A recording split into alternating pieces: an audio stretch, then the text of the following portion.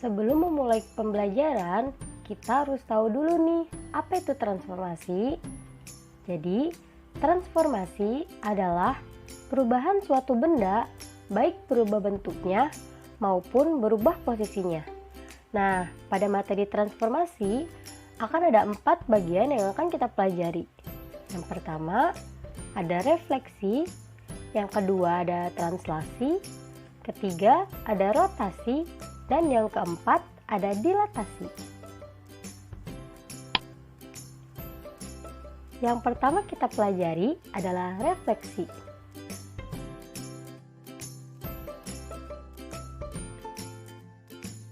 Kita ke pengertiannya ya. Sebelumnya, perhatikan dulu gambar di bawah ini. Kalian pasti sering bercermin. Ketika bercermin, amatilah diri dan bayangan kalian. Apakah memiliki bentuk dan ukuran yang sama? Amati pula jarak diri kalian ke cermin. Samakah dengan jarak bayangan kalian ke cermin?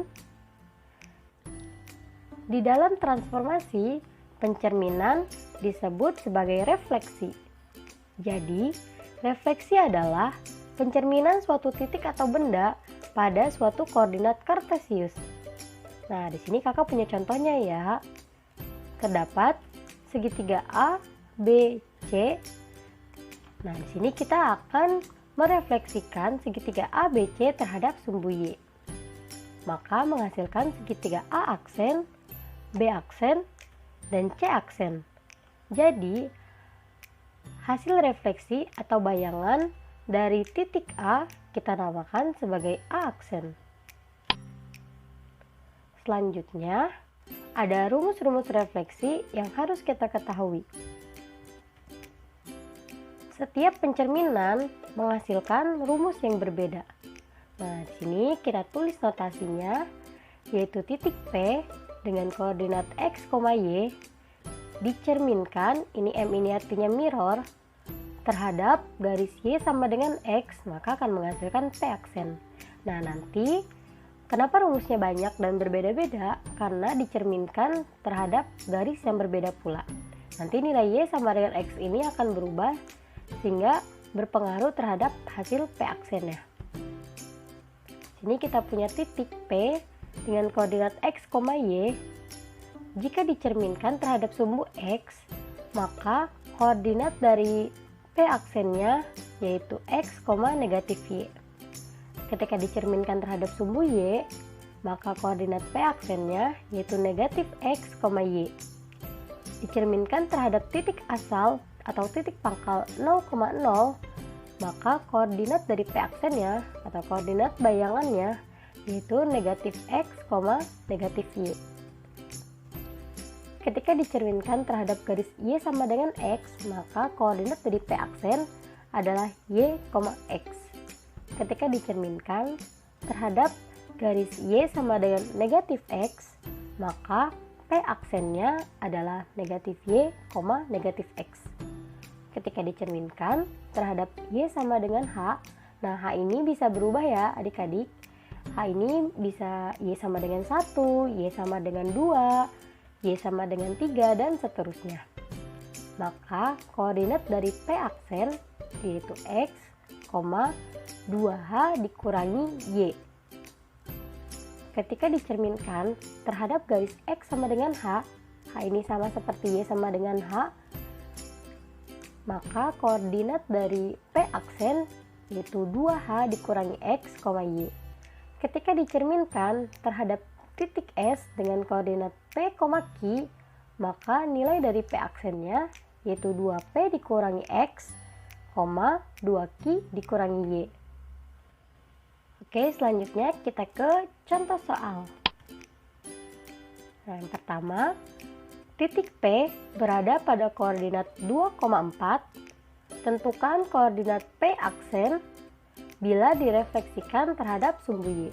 Sini kita ketahui bahwa 2 merupakan nilai dari X dan 4 merupakan nilai dari Y.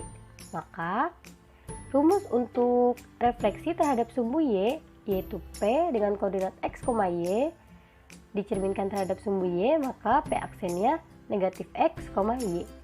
sini kita masukkan nilai X yaitu 2 dan nilai Y yaitu 4, maka P aksennya 2 berubah menjadi negatif 2 karena nilai P aksen yaitu negatif X. Sementara Y bernilai tetap yaitu 4.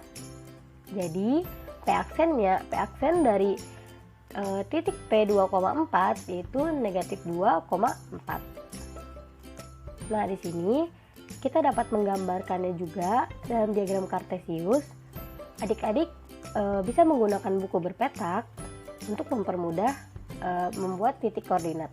Ini kita buat titik 2,4, kita sebut sebagai titik P, kemudian direfleksikan terhadap sumbu Y, maka hasilnya adalah negatif 2,4.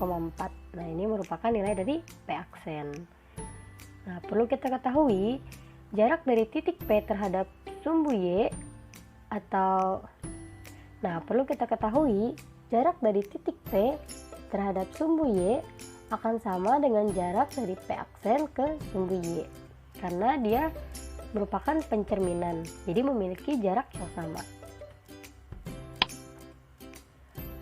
Nah, nomor 2 ini ada tips-tips atau cara mudah untuk mengingat rumus dari refleksi. Contoh soalnya, tentukan bayangan dari titik P yaitu 3,5 jika dicerminkan terhadap, nah ini lumayan banyak nih pertanyaannya. A terhadap sumbu X, B terhadap sumbu Y, C terhadap garis Y sama dengan X, D terhadap garis Y sama dengan negatif X, dan E terhadap garis Y sama dengan 4, F terhadap garis X sama dengan 2. Nah, di sini kita mulai dari yang A. Ketika dicerminkan terhadap sumbu X, maka X akan bernilai tetap. Jadi X-nya itu nggak berubah, yang berubah hanya nilai Y-nya dinegatifkan. Nah, jadi hasilnya itu P aksen dari 3,5 yaitu 3,-5.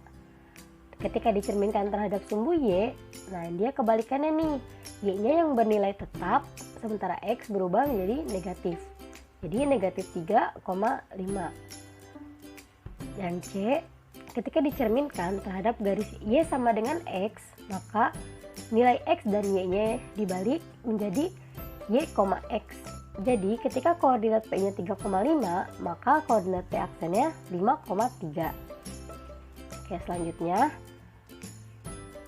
ketika dicerminkan terhadap garis Y sama dengan negatif X, maka dibalik dan dinegatifkan. Kalau misalnya tadi Y sama dengan X hanya dibalik, nah untuk yang Y sama dengan negatif X, kedua-duanya dinegatifkan. Jadi ketika koordinatnya 3,5, maka P aksennya negatif 5, negatif 3.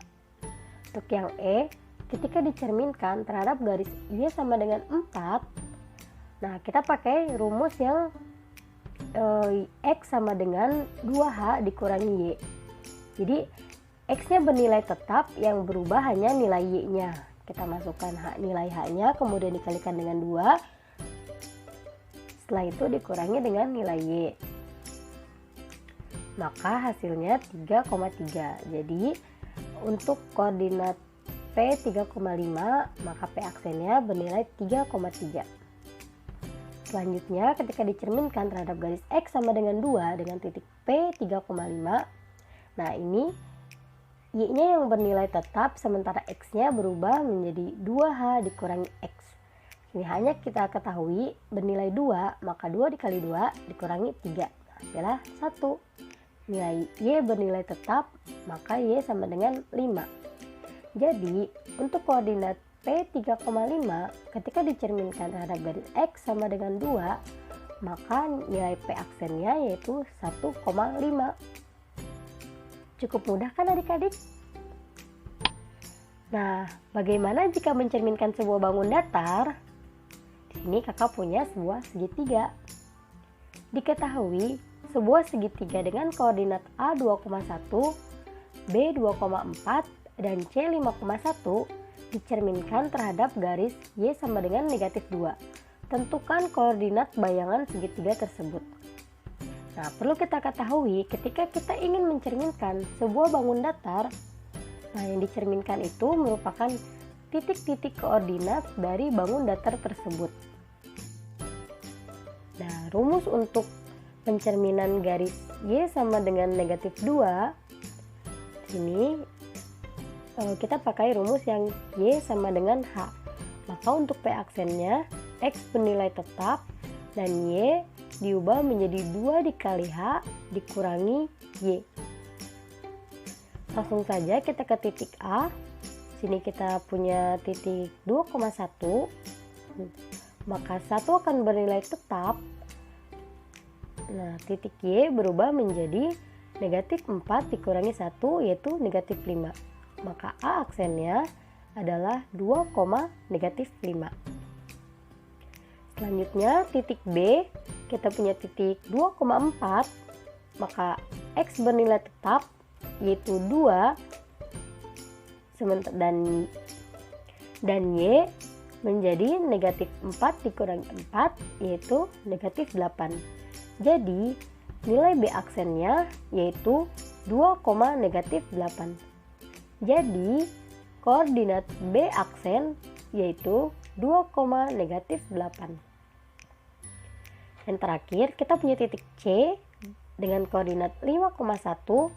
Maka X bernilai tetap yaitu 5 dan Y berubah menjadi negatif 5. Maka C aksennya adalah 5, negatif 5. Maka bayangan dari segitiga dengan koordinat A 2,1, B 2,4 dan C 5,1 adalah A aksen 2, negatif 5, B aksen 2, negatif 8 dan C aksen 5, negatif 5. Nah, di sini kita dapat melihat bahwa X bernilai tetap. Oke. Selanjutnya kita akan gambarkan segitiga tersebut ke dalam diagram kartesius. Yang pertama kita buat titik A yaitu 2,1. Kemudian kita buat titik B 2,4 dan titik C 5,1. Maka inilah segitiganya. Kemudian kita akan cerminkan terhadap garis Y sama dengan negatif 2. Nah, di sini akan hasilnya A aksen, kemudian B aksen, dan titik C aksen. Ini merupakan segitiga bayangan dari segitiga ABC. Nah, di sini kita lihat jarak dari titik A terhadap garis Y sama dengan negatif 2 yaitu 1, 2, 3. Dan jarak dari A aksen ke garis Y sama dengan negatif 2 yaitu 1, 2, 3. Nah, ini memiliki jarak yang sama ya adik-adik. Begitupun dengan jarak dari B ke titik Y sama dengan negatif 2. Begitupun jarak dari titik B ke garis Y sama dengan negatif 2 sama dengan jarak dari B aksen ke garis sama dengan jarak dari titik B aksen ke garis Y sama dengan negatif 2.